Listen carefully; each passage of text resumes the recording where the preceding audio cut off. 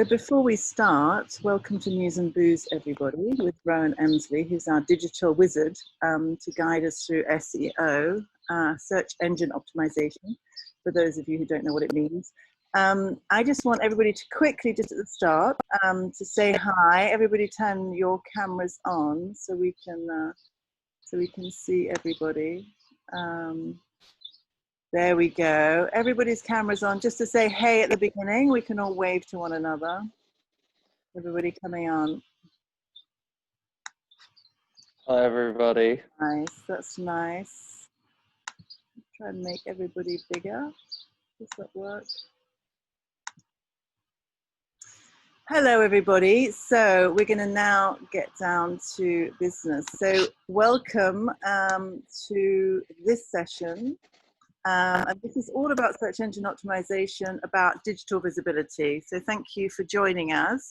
We have 30 on the call. We have 75 signed up. So I'm sure a few more people will join us in a mo.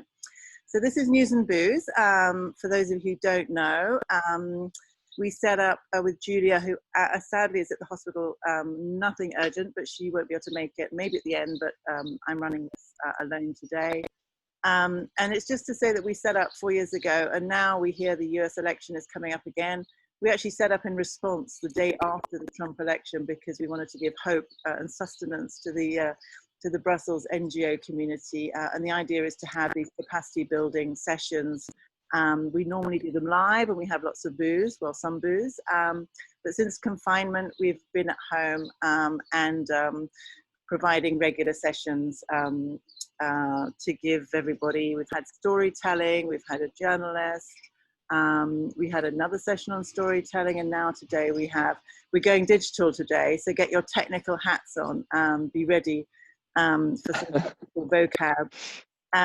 So welcome everybody. My name is Jo. I've been in Brussels a long time. I run Conscience, which is a small boutique agency doing activist consulting.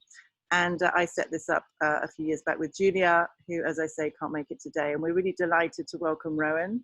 I'm sure all of you have read the spec on Rowan, and I'll actually allow him to introduce himself. He's one of the digital masters of Brussels, expert in everything digital and online. And today he's going to focus on search engine optimization.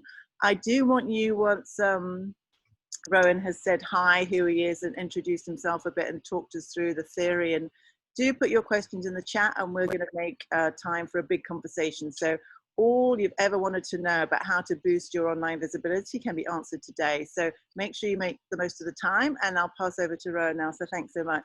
Look forward to a good debate. Okay, thanks, and hello to everybody. So yes, I'm Rowan. I work at Edelman in Brussels, and I head up the digital team. And as Jo said, that involves everything from sort of data analysis to websites to social media. Just if it's on the internet, basically, I do it.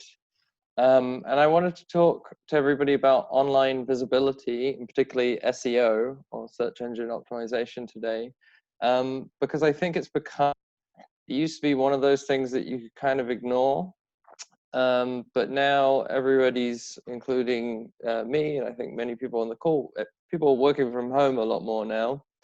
A lot of meetings have been delayed or postponed, particularly larger conferences. You know, even if they're still going on, then they're going on in some very different format. So the kind of lifeblood of Brussels, of meeting up and engaging, you know, in personal relationships, has slowed down a little bit. So this has made search engines more important. So, you know, before you were having those meetings, when you're having those, you know, top level meetings with policymakers, or, you know, even with other coalitions, people probably Googling you before those meetings. You know, I'm a consultant. I do this before every meeting. I'm looking on LinkedIn accounts. I'm looking, you know, to see some stuff. Now it's probably happening right now. Some of you may be on my LinkedIn page right now at this moment. That's kind of the odd thing about these online meetings. So that means that when people search for you, it's pretty important. Obviously, not just policymakers. This is pretty alarming. So 93% of all online experiences start with a search engine. So people spend a lot of time on the internet. It's more than 6.5 hours a day, according to the latest research, which is a shocking number. But some of that will be checking emails. Some of that will be working on a shared document. But very often it's for research, or it's to look something up, or it's to find out some information, or just to check something quickly. So more often than not, you start with a search engine, right? Even a lot of people's desktops, a lot of their browsers, it'll be set automatically to put you onto a search engine. That's the first page you see typically when you open the internet. Interestingly as well, unlike many other channels in the during the pandemic, search actually has been seen as more trustworthy rather than less. So a lot of social media platforms have been going downhill as we've seen the spread of kind of online misinformation during COVID-19. We're also seeing a similar backlash. I don't know if people saw the Reuters digital news report just came out last week. There's been a big decline in sort of trust for the traditional media as well, although journalists individually are doing a little bit better. But search, so information that people find through search engines doesn't seem to be going through that same decline, which is really powerful. So if people find that information themselves because they've actively looked for it through a search, they seem to trust it more often. That makes it pretty powerful. And then this is also true specifically about COVID-19. So basically the short is, if you want to be visible online, you need to be visible through search engines. So the real question here is, how do you actually do that? So search engine optimization, that's commonly known as SEO. That's basically, you're trying to figure out the rules that Google uses to help people find the things that they're looking for. Those rules are secret, they're ever changing. There's a kind of ongoing war between people in marketing and the people who run the Google search algorithm to try and outguess each other.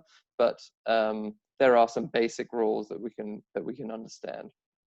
I will stop saying search engines and say Google from now on, because there are some other search engines, but essentially you don't need to worry about them.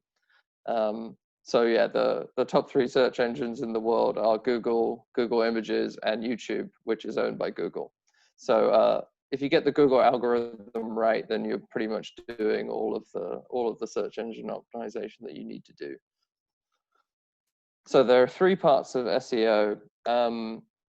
This is one of those topics that is incredible. It's just like a rabbit hole after a rabbit hole after a rabbit hole, and you can get very, very deep into this stuff.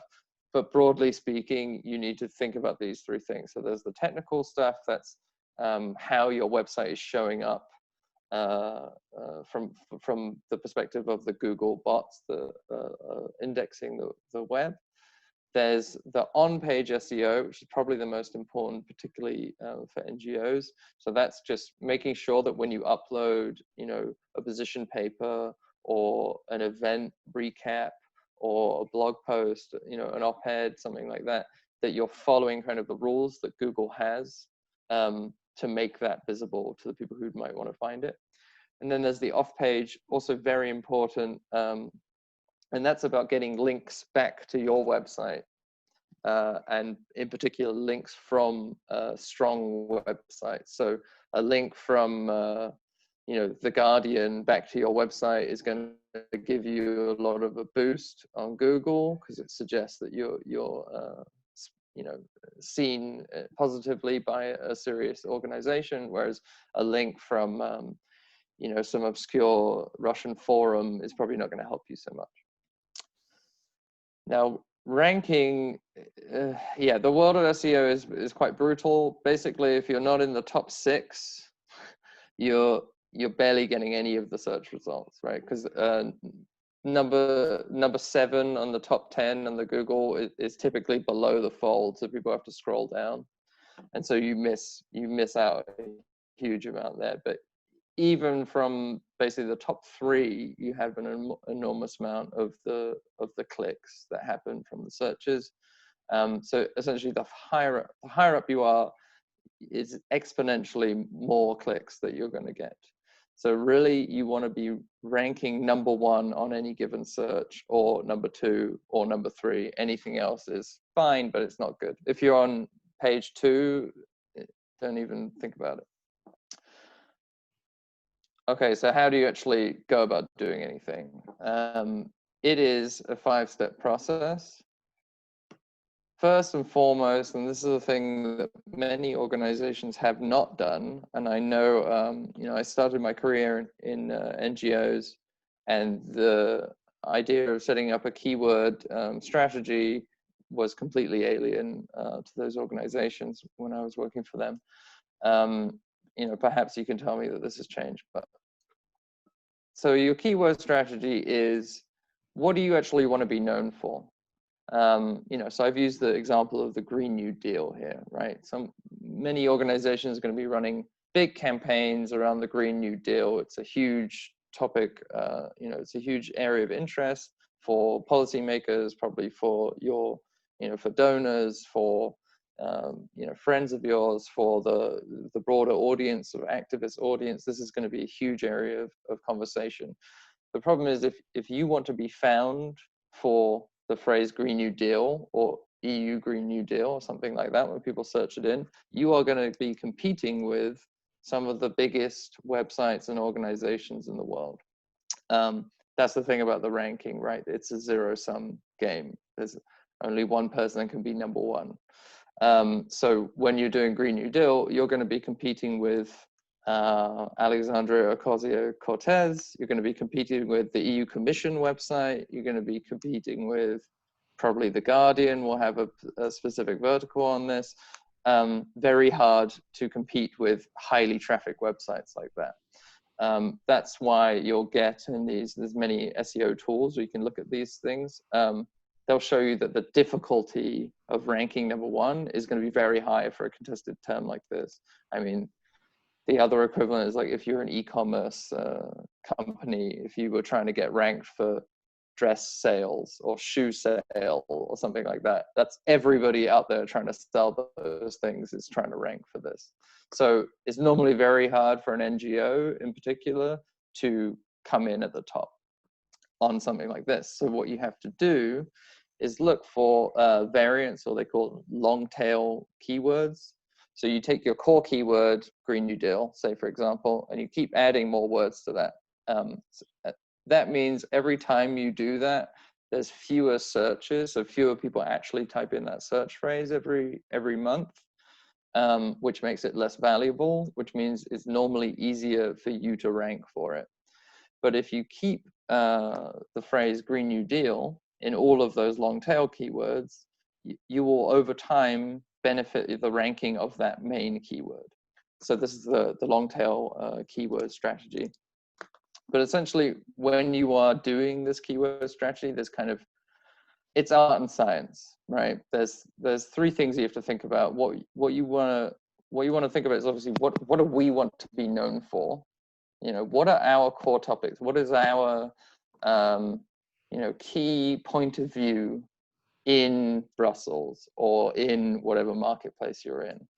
And that's a discussion that you have to have internally. And I advise you to boil it down as much as possible. Many people try to be known for too many things, and it spreads your efforts too broadly. Then you'd want to look at your competitors.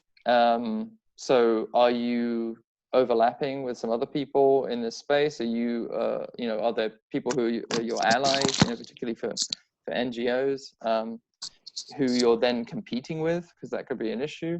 And then you want to look at those related search terms, and you can use a bunch of tools for that. I always suggest, it's called Uber Suggest, which is a free keyword tool. There's no price at all for that. And if you go on there and you put in some of your, those core topics, it will spit out tons and tons and tons of related search terms. And that's kind of how you get started. Go through that big list, take out the ones that you don't think are relevant, and then start thinking about how you can rank for those search terms. Next step is to see kind of where you are right now. There is a whole bunch of different things that you have to do here, and this is where you can really get into the weeds. So I'll go through it quickly. Top tip, if you have technical SEO issues, I would not try to solve those internally. You will need a developer to fix that for you. You will need a specialist, a technical specialist. The other things, on page and off page, that's marketing, that's comms, you know, that can be solved. But if you have, so for instance, this is a good thing. If you go site colon and then put in your URL, if this number that I've highlighted in red here is that if that number is 1 page or 0 pages or you know, really less than 10, you have a problem, because it means that Google isn't finding all of the parts of your website. So this is like kind of the first thing to check. And I see this sometimes actually with they're really nicely done websites. Like they look great, they move around perfectly, and you know, they're very flash, but no one's finding that website because Google doesn't know it exists, or it doesn't know that most of the pages are on there, right?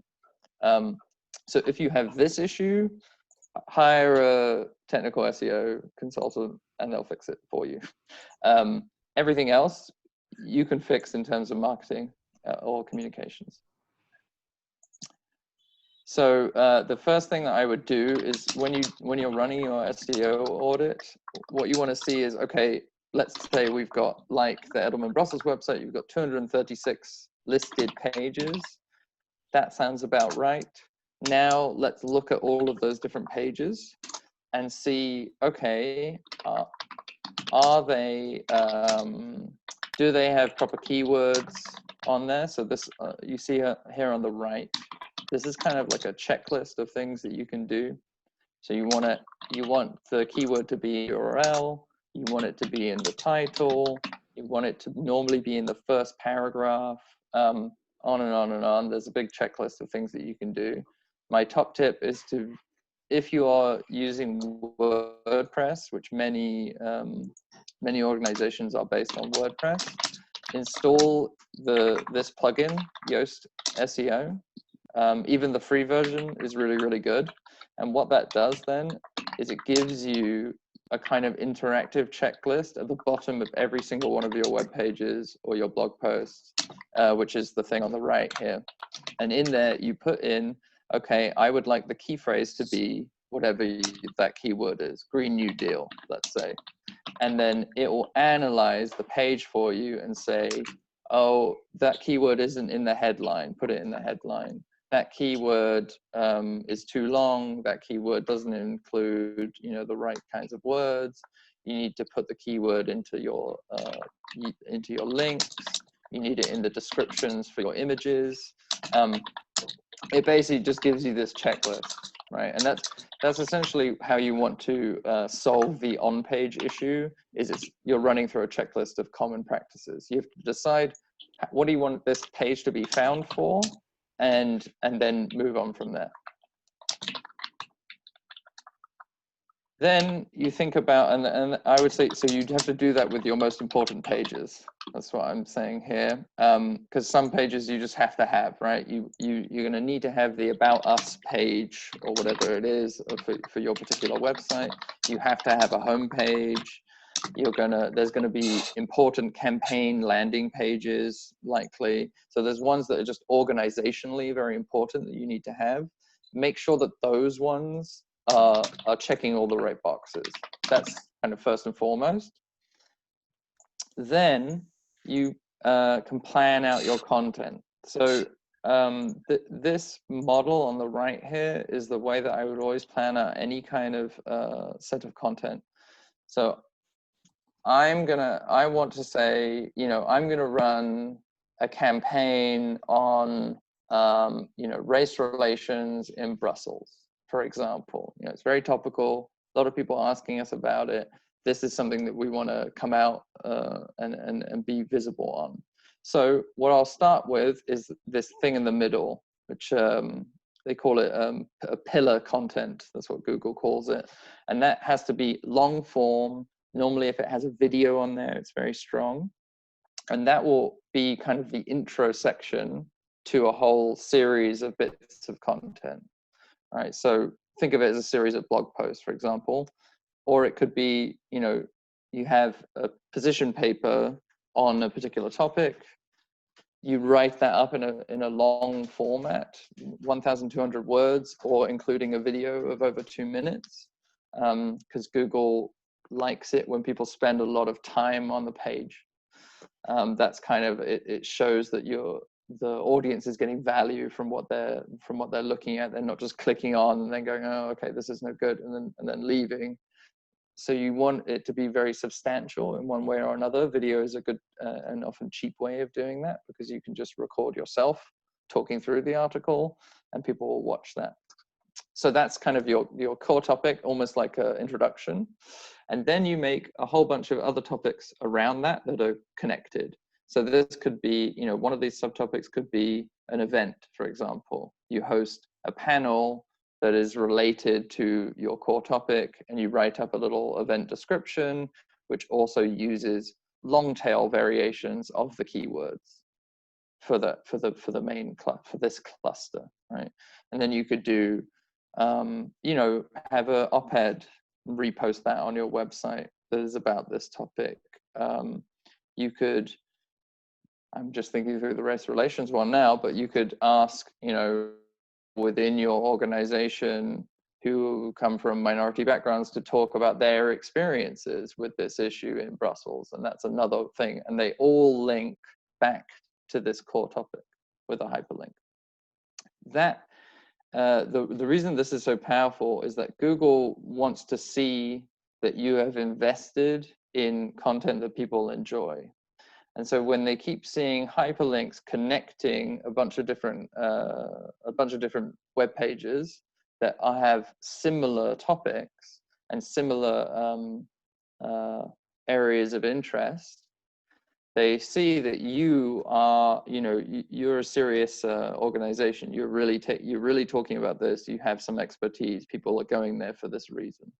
You're not just doing, for instance, what the Daily Mail does, which is they write articles with the autocomplete phrases from Google, right? Because they're just trying to capture clickbait information. You know, when you start typing in, is Prince Harry or whatever, and then it auto-completes, Google will give you a bunch of suggestions. The Daily Mail literally does articles based on those autocomplete answers because they just want to get a bunch of clicks. But those are low value clicks, right? Because people will go on there and then they realize, oh, actually, this isn't about the thing that I thought it was about. They were just trying to get my click. Because obviously, somewhere internally in the Daily Mail, you get bonuses for the number of clicks or whatever. You don't really ever want to do that. What you want is people to, when they find your content through the SEO work that you're doing, that it's what they're looking for and they value it, right? So the biggest thing really with SEO is create good content that people want to read. That's what Google wants. You know, any other system that you come up with to like kind of trick people to come to your webpage and then they actually don't find what they're looking for, ultimately Google will punish you for this, because as a search engine, it means that their searches aren't succeeding, right, for the people out there. So you kind of never want to be doing that. What you want to be doing is providing excellent content.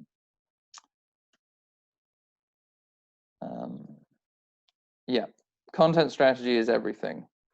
And this is something that can get lost. I know oftentimes in NGOs, like I used to work for Article 19, the Freedom of Expression International NGO, right? It's many human rights lawyers and specialists who have a high degree of specialty in a fairly obscure topic. They are respected, they're asked to talk at all these different events. They've got a lot of things going on, and kind of producing content for the website is low down in the you know, it's not their priority. What that often ends up being is that every so often somebody will produce something, a new paper, a new study, a new briefing. They will write up some notes from an event that they went to, but it will be very haphazard. So you won't, that's where, and you have content on there, and it is interesting, and it is, you know, topical and highly specialized, but it's not in this cluster. It's not planned out so that it's easy for a reader to go from one related article to the next related article. And that's really what you're thinking about there. So often with NGOs, it's about marshaling the specialty and interests and care, you know, of your internal people into something that is a little bit more structured, and that makes it easier ultimately for readers, right, for your audience to kind of navigate what's going on. But it also makes it easier for the Google robot to understand that you are a special, you know, you have an excellent amount of knowledge as an organization on whatever topic it is. So it's you just like have to flag it all the time. Think of it as a, you know, it's very diligent, but it is quite stupid, the Google algorithm. So the more flags, the better. And then finally, you have the off-page SEO work. This is super important. I think it's less important than content, although some SEO people will disagree. This is when you think about the links coming back into your website. So your website is one of, you know, millions and millions and millions of websites out there, and many of those websites link into your website. So your social media channels, for example, is a good case. Those social media channels are based on some of the largest websites in the world. You know, Twitter, LinkedIn, Facebook, Instagram, they're amongst the most popular things out there, right? So they are always going to do better than you in the Google rankings. So it's very important that you align, for example, the description of your organization with the keywords that you're trying to be known for, because this is very prominently read by Google all the time.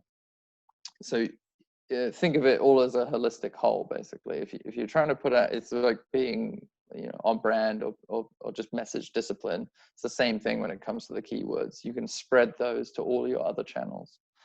There's obviously other websites. A Wikipedia listing is something that could be ignored, but again, this is like the 7th most popular website in the world. So what is written in your Wikipedia listing is going to be weighty and influential for Google. Job review sites, also pretty important.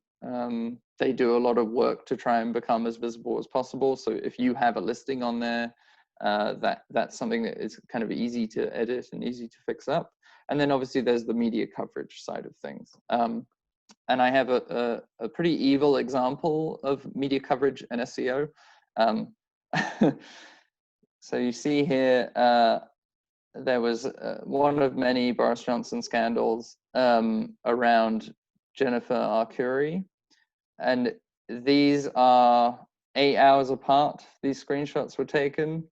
So there was a bunch of stories about this model.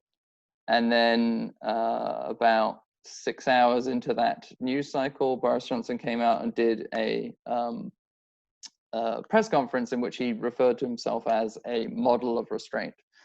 And perhaps this was a lucky break for Boris Johnson, but I think they specifically used that language to interrupt the search queries. Because suddenly, no longer is it about the scandal, it's about his statement. This is obviously like more of a crisis, kind of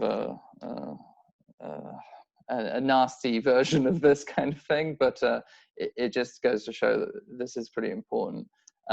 So when you're thinking about, for example, op-eds, and the op-ed is going to be some kind of, you know, pretty specific statement. It could be around an event or around you know, a particular campaign or an announcement.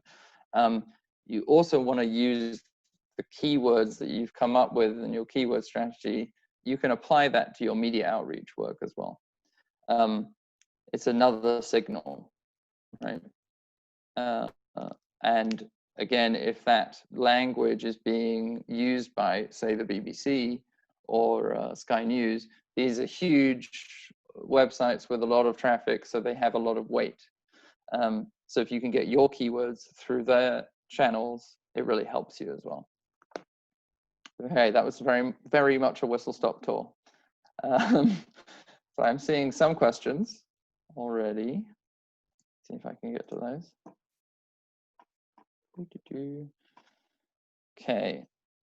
Okay, so first question is from Daria. How many keywords should we put into this strategy? Well, there's no hard and fast rule here. It is partly about how much commitment you have to making this SEO thing work. So how much time and effort are you going to put into it? It would be one point there. You know, I work for a consultancy, right? For an agency. Marketing is a thing that we do, but it's definitely not our number one commitment. Our number one commitment is the client work, right? Because that's paid. All the marketing is somewhere lower down the pecking order. So we don't tend to focus on this too much, except for on particular areas where we think we have a position that we want to be getting out there that isn't visible. So, you know, the race relations thing is a good example. When I joined Edelman Brussels, there was no, we didn't have any digital offering. So I produced a bunch of digital related content to make us visible in Brussels around digital, because it's a new offer. So in terms of number of keywords, I would just really think about what you want to be known for, and probably that's 4 or 5 things. Probably, you know, like any kind of communication strategy, if it's more than 5, you're probably not focused enough. But you'll see once you have that kind of core list of keywords and you put it into a tool like Ubersuggest or the Google search, the webmaster tool, there are thousands and thousands and thousands of long tail versions of those keywords. And all you do is rank them based on, okay, we will go for everything that is not, as long as it doesn't have a high degree of difficulty and it has more than 100 monthly searches, something like that, let's go for all of these ones. You'll also see when you do those keywords, and actually what we did was an example of that. So I was saying I would like to be known for, we have a digital offering in Brussels. So what are people searching for around digital and Brussels and public affairs, right? Who are our clients? What are they actually looking for? And you find many, many, many answers, but within those, you'll notice some themes. And for us, we noticed the themes were when it was people being asked to do something that they wasn't normally part of their job, or they hated doing it or whatever. and that would come up all the time. So it'd be like public affairs events planning, or public affairs stakeholder mapping, or something like that.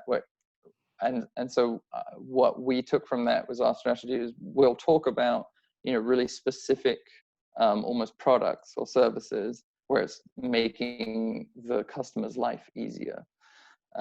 So a lot of the keyword strategy is thinking through what's the behavior of your target audience, and what are they worried about, and what are they searching for, and why are they searching. So I would start with 4 or 5 kind of core keywords, and then you can expand that very, very far, and then use that long list to find trends, basically. Oh, okay. We have a question here from Rachel about the Yoast SEO plugin. Those areas never match up to the green color, even if the keyword is right. It's possible that the extension is not installed properly, and it might just be worth uninstalling it, reinstalling it if it really isn't working at all. Normally, Yoast puts a big priority on the things that we know from the Google SEO people, because there's like a Google SEO team, you know.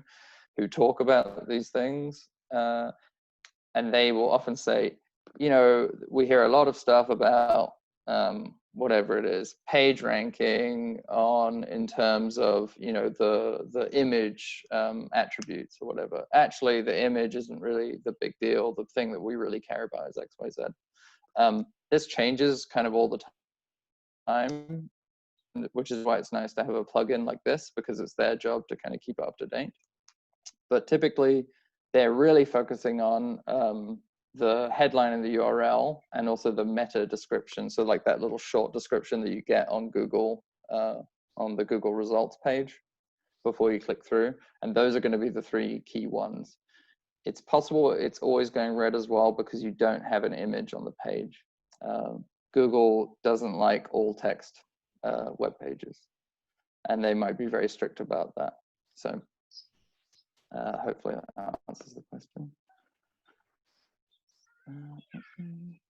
Okay, does tracking clicks with Google Tag Manager or Google Analytics influence SEO ranking? If yes, how much, how relevant is it?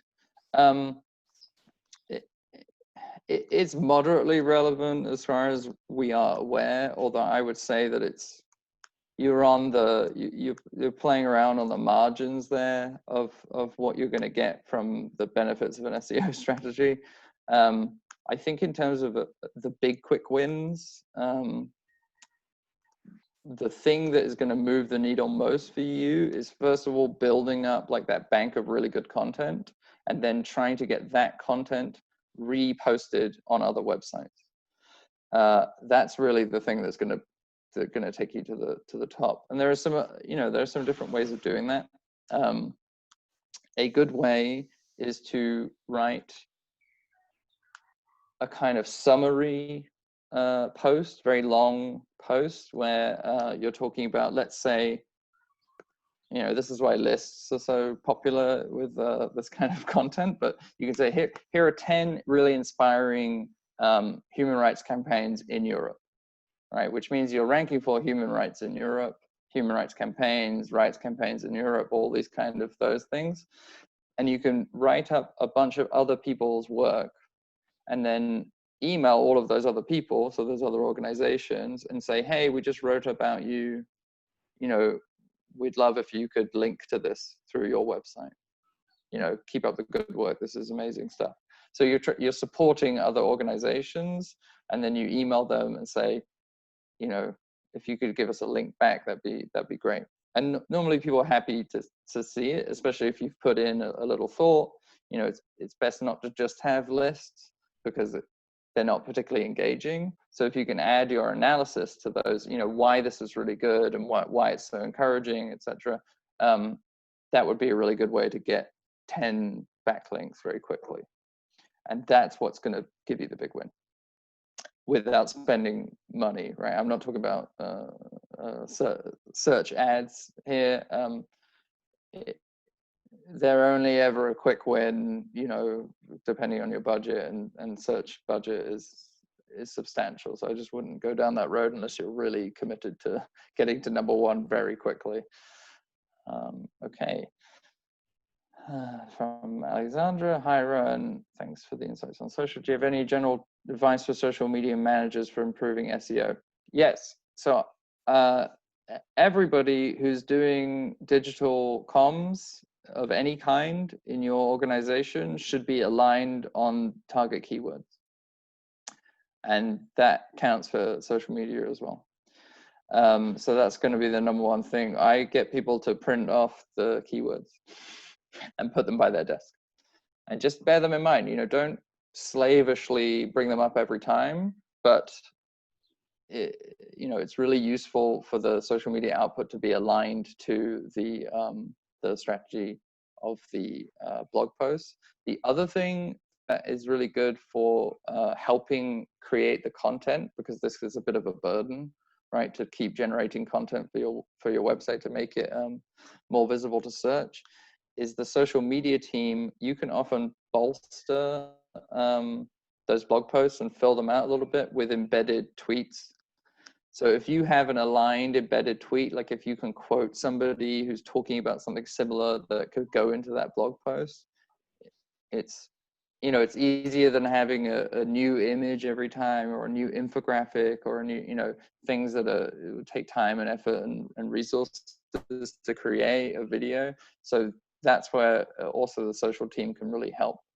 But the key thing really is that your content strategy should be multi-channel. So your website and your social media channels, that's all part of one strategy.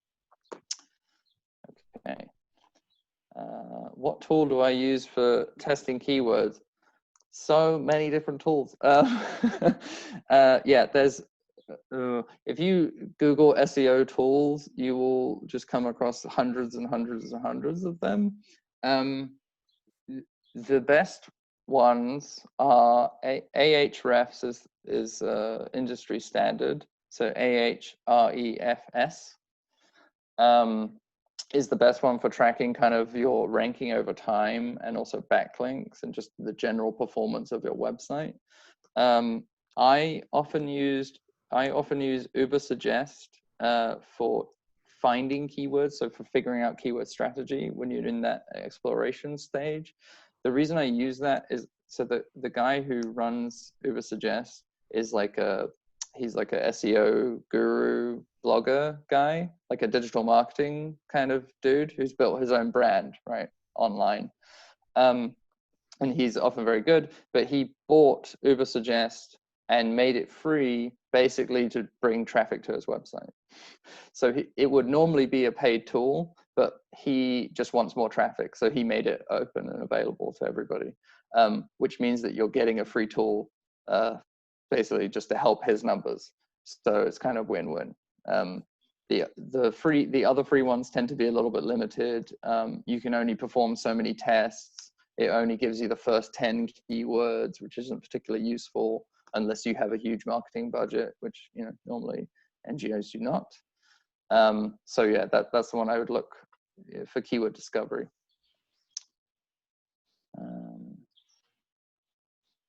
Okay, one question here. I'm working for an NGO that has a very generic name. And that can be confusing because when people search for that very generic name, they find all sorts of other phrases and things like that. Yes, this can be a big problem. This is a big problem, not just for NGOs. We have clients with extremely generic names, and just finding relevant news about them can be very complicated because, you know, Mars, for example, there's the Mars family, the Mars company, there's the Roman god, there's the planet. You know, there's a lot of different ways that people use the word Mars. So that can become very complicated. What I would suggest doing is building, so take that very generic name, and in your, in the meta text for each of those pages,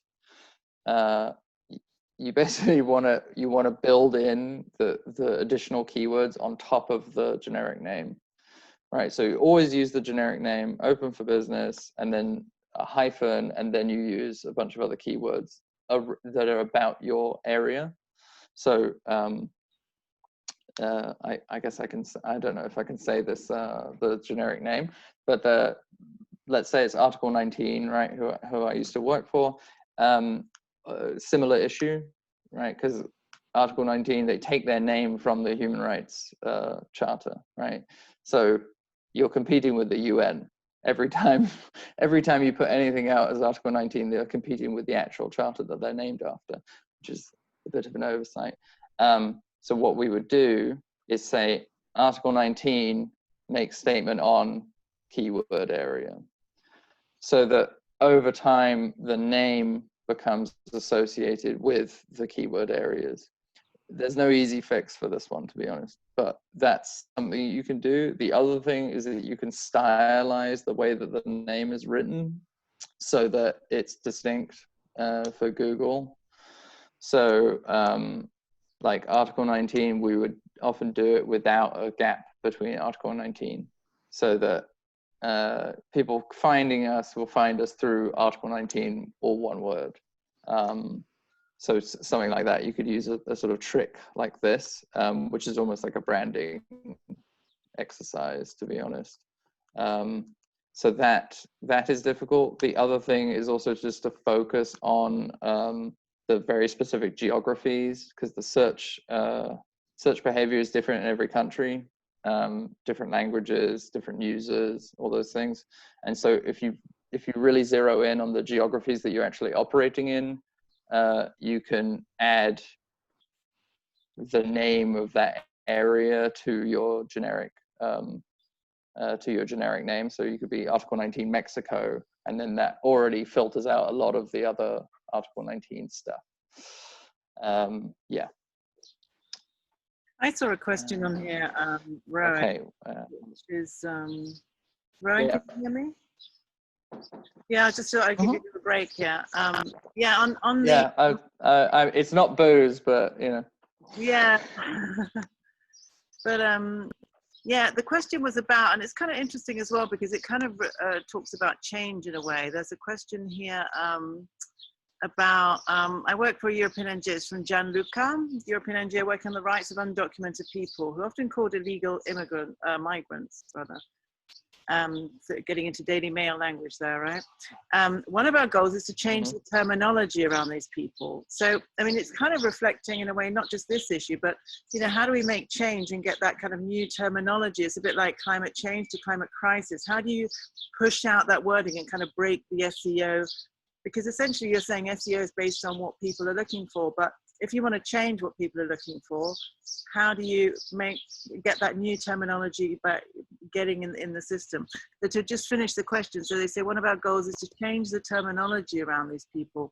But how can we do this through SEO, without giving visibility to the very terms we're pushing against? I mean, that's kind of an avoid negativity, but also I would take the question further. So how do we kind of create a lot of content? Maybe it's about creating a lot of content, but pushing that new terminology out there. How do we do that? Yeah, I mean, it's a great question. So one of the big limitations with SEO is that it's reactive, right? Search is reflective of behavior, pre-existing behavior or past behavior, right? So it's not necessarily the best tool to set an agenda. One of the ways that you can try and do this is that you can take out very targeted ads on particular phrases so that you interrupt the search results at the top. And this is what, like, for example, fact-checking services will do things like that, like Full Fact will try and push their piece, you know, on a particular term or whatever into what would otherwise be a very negative set of results. It's obviously not easy to do that all the time. That wouldn't be like an always on campaign. So you kind of have to pick your spots there, pick your battles maybe.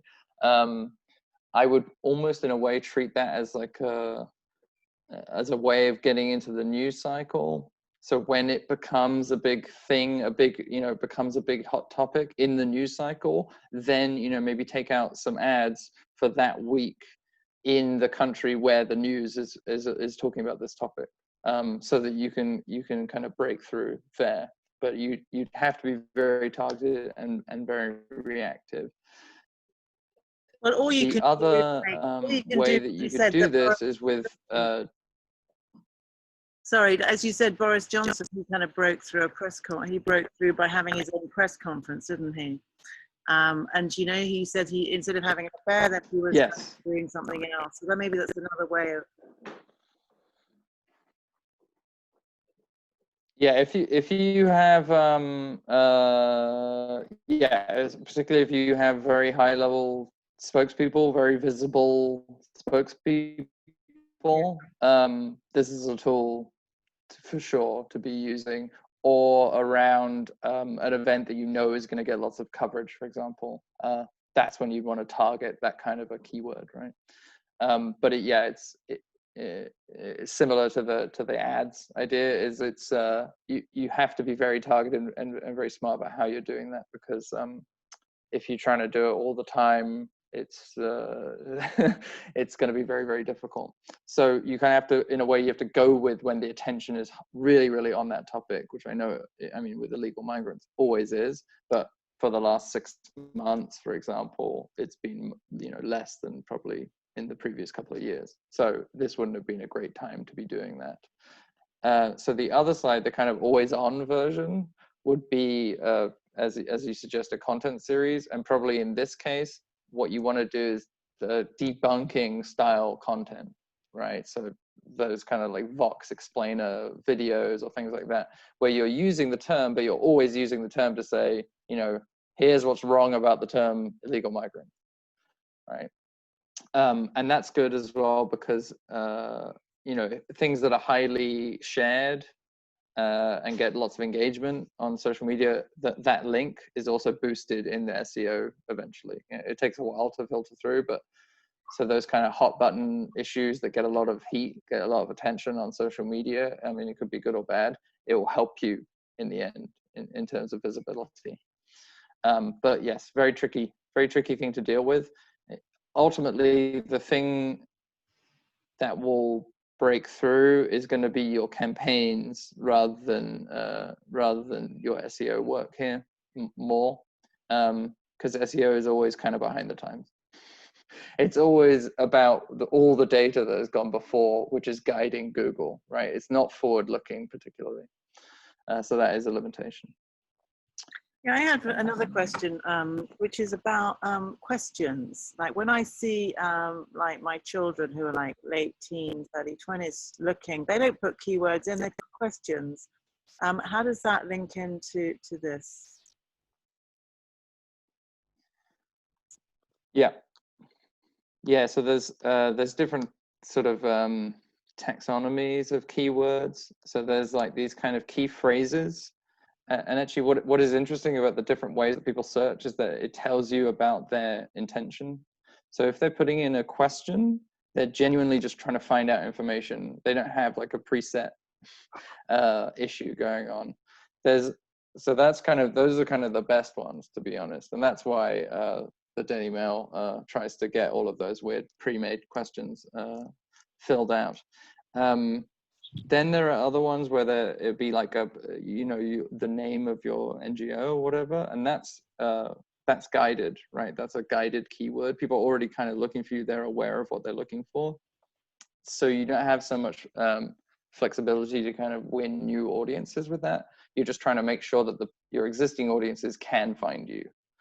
Also very important, actually, particularly for NGOs, that's very important because you want to keep, you know, that audience on side all the time. They're your supporters. You need them, you know, you need them in your corner. So anything that makes you more visible to your supporters is great. And then there are these completely associative ones where people are just putting in associated phrases without even a question.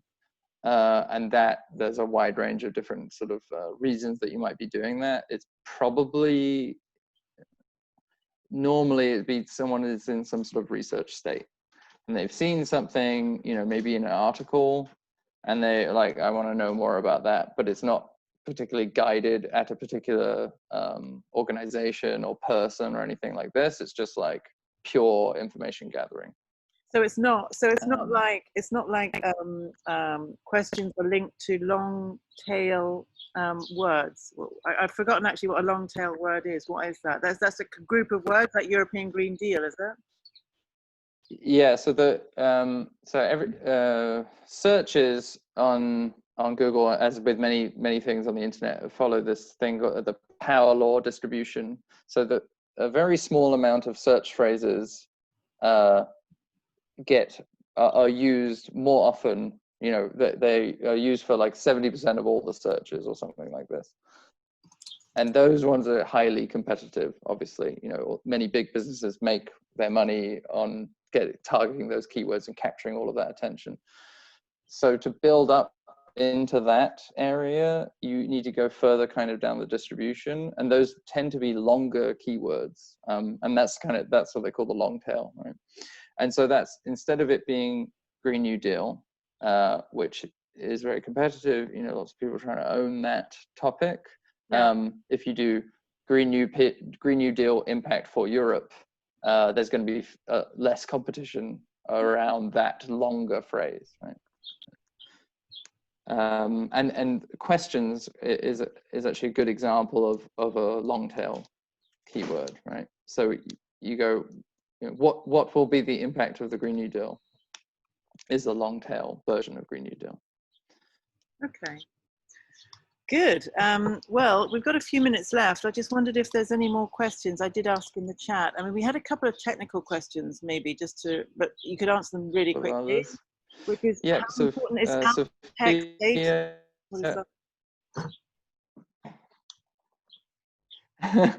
Yes, so that's when you look at an image on a web page and you hover your mouse over it, it will give you like a little bubble coming up. That's the alt text.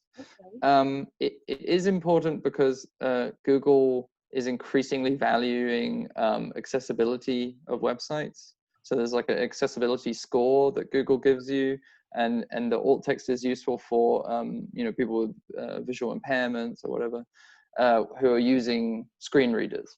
So that is important in that regard. It's much less important than it used to be, where the proper labeling of images was very, very important to Google when the web became much more image focused than text focused.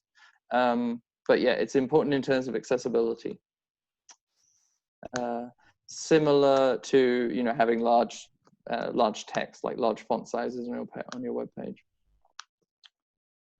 Okay. All right, good. So I think there's not so many more questions I think that we've got coming in. So maybe you can just round off with a couple of hot suggestions, because a couple that I made a note of. I mean, essentially what you're saying, it seems, is to, well, have an active website with links on it. You said it's important to have hyperlinks connecting web pages. Maybe I'm being dumb, but what does that mean? That's a really simple question. What is that? Yeah. So a lot of times people will publish things and it will just be pure text, and they'll often link maybe to saying, here's the link to that source. Okay. What you want to do actually is link to your own website. You'll notice like big newspapers and whatever, they never have external links in their web pages, because one, you don't want to lose the audience because it'll take them away from your website. So for their purposes, that's no good. But actually, you're losing the opportunity to link to something else within your website, and those links within the website help. It's you know, if Google doesn't like see your website like a human being, right? All it's really seeing is a structure, which is why you have to have a sitemap for your website, because that just tells Google, okay, the website looks like this. You know, there's a table. It's kind of all of these things. So you should check all of these pages, right? And that's what it's seeing. So the more links it's seeing in between pages, the more it can identify that you've made one of these clusters, and that you are highly, you know, informed and have put in a lot of effort, and there's going to be good stuff on there on that topic. So that's actually very important. There's some other stuff around like how exactly you link, and there's a bit of a discussion on that. So some people say that you should put that hyperlink on the keyword as an extra signal, so rather than just putting it naturally in the sentence. But I would say typically what you want really is good writing and engaging writing. So don't, you know, you're going to have to kind of fit in some of the keywords somewhere, but prioritize that it's just good content, like it's something you want to read. That's the thing to prioritize, because when people are reading for, you know, 5-10 minutes, that is so much more valuable than they read for 30 seconds and then they click to something else, and 30 seconds and then they click to something else. That's really the key show of value. So you want essentially, so the big message is essentially that you want to have on your website articles, and also on LinkedIn, or sorry, social media, anything that you can possibly link to your own website, is better? Does it get boosted if you link between LinkedIn and Twitter, for example, or it always has to come back to the website? Does it? I mean, the website's normally your key. It's normally the key channel. You don't typically have to worry about the visibility of your social media channels unless the name that you have on those social media channels is strange and obscure because it was like your actual brand name or whatever was taken up by somebody else. Then you might have an issue. But otherwise, actually, typically, if you search for any organization, any big organization, the LinkedIn, the Twitter are going to be one of the top results anyway, just because they're very popular, important websites. So Google is like, okay, most people are probably trying to find this because people spend so much time on those websites. So you don't normally have to worry about boosting kind of the SEO value of those sites. But yeah, really the key thing, SEO, like almost all comms, really is about trying to understand what your audiences care about and then giving that to them. And a lot of the on-page SEO is just helping them find the things that they will value. So if you have valuable stuff, that's the hardest part. Everything else is really just like you're just ticking boxes, right, to make it more findable. What's my main? Okay, big rule: don't post PDFs. Google can't read PDFs. Just copy paste it into a blog post. Good tip. Don't post PDFs. Probably a lot of people do post PDFs. So PDF reports, they're not good. No, Google can only read the title of that PDF. Wow. None of the text. It's an image, right? As far as Google's concerned, it can't read it. I'm going to put that in the chat. Okay, a couple more top tips and then we're going to finish. Oh, I've got a last question actually, because I use, actually, just to be really I use Ecosia as a search engine and not Google. So is that totally a different set of rules? No, they're broadly similar sets of rules, although I can't say I know in great detail the Ecosia algorithm.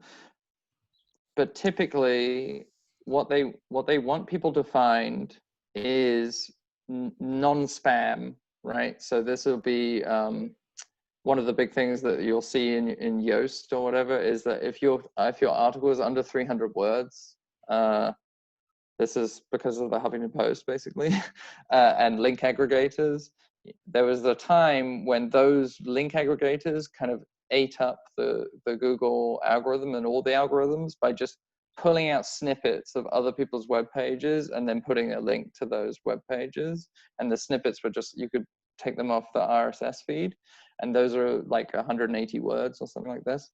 And Google all the algorithms had to change for that reason, because those things would be found more than the actual original article. But that wasn't valid. That's just annoying to most people, right? Like when you have to go to something and then you actually have to click again to go into the real article, it's very irritating. So they changed all the rules for that. So they hate that kind of stuff.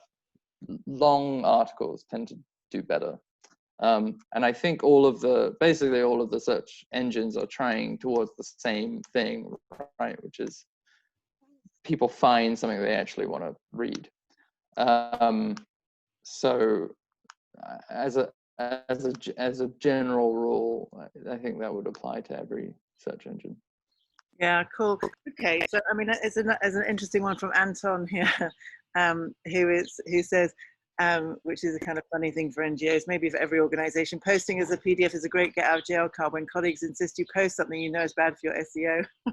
I mean, so that underlines the point, really. It underlines the point that, yeah, if you're head of comms or in the comms team, then it's really useful, like you said you've done, Rowan, is to figure out what your keywords are, or your long tails, and give them to all your colleagues to make sure that they can kind of embed them in their brain, and to say that, like, the more they put those in, the more traction they're going to get for their content, right? Or I suppose. And so that's put it in the headline, put it in the first paragraph. As long as they do that, then you should be able to do the rest, you know, with something like Yoast. But that's very important. But yes, yeah, you can bury things with PDFs. I mean, another thing that you could do, you know, and the reason why sometimes there are these downloadables is that you want people to sign up on a form, right? So the only time I would ever use PDFs is so people put in their email address and their name and stuff. So you're collecting emails because you want to build your email list or whatever. That's the only reason I would use a downloadable. Otherwise, you know, you make it much more accessible by putting it directly on a web page. All right, cool. All right, well, I think we've taken up lots of your time. So because we run over a little bit. Thank you everybody for staying on and for participating. It's been a really great session, Rowan. So many people have said, and also by messenger, that it's the most accessible explanation of SEO they've ever had. So you've really brought it to life. Even somebody like me, I kind of get it, which I got it before, but it's just like these underlying tips that, you know, kind of make it real for all of us to be able to use. So hopefully with your amazing digital know-how, we're going to see a lot more. We're going to see a lot more of our News and Booze members up there, beating the big corporates on the Google searches. So we're looking forward to that. That would be cool. Yeah, that'd be great. Yeah, best of luck to everybody. Yeah, that's a way to change the world, right? So that it really needs a conscious effort from everybody to be able to to really like apply these tools. I have recorded the session, Rowan. Hope that's okay for you. I'm going to share it on the Facebook News and Booze. So quite a few people who couldn't make it, they had meetings, you know, last minute things, message me. So we'll share it with them as well. And if any of you are not in the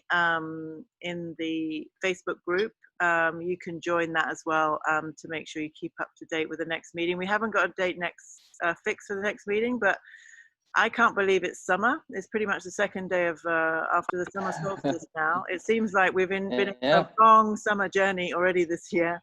But we'll probably have another meeting in July.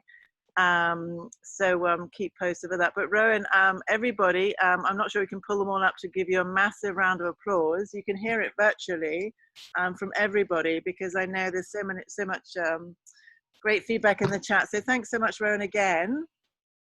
Yeah, no problem. From all of us, from the NGO community in Brussels, and good luck with your work as well. Yeah, and anybody who has you know, more questions, you know, feel free to reach out. Really, thank you so much. We're very grateful. And so with that, have a lovely evening. I've got actually a can. I'm not sure how eco-friendly that is. I'm sure it's recycled, but so cheers, everybody. We don't have normally we get together and have a drink afterwards, Rowan, but hey, we'll do that another time. It's probably a bit early, is it? Well, you know, it's 5 o'clock. It's all right. Okay, have fun, everybody, and see you next time. You want to have a final word, Rowan, to say goodbye to everyone? Oh, yeah, thank you so much for coming in, and I hope that helps. Thank you. Thanks, everybody. Say goodbye. I can unlock. Thanks. Bye. Bye. Thanks so much. Bye. Thank you. Bye. Thank you, everyone, for saying goodbye, and thank you. That's really kind. All right, Rowan. Bye-bye. Hey, George.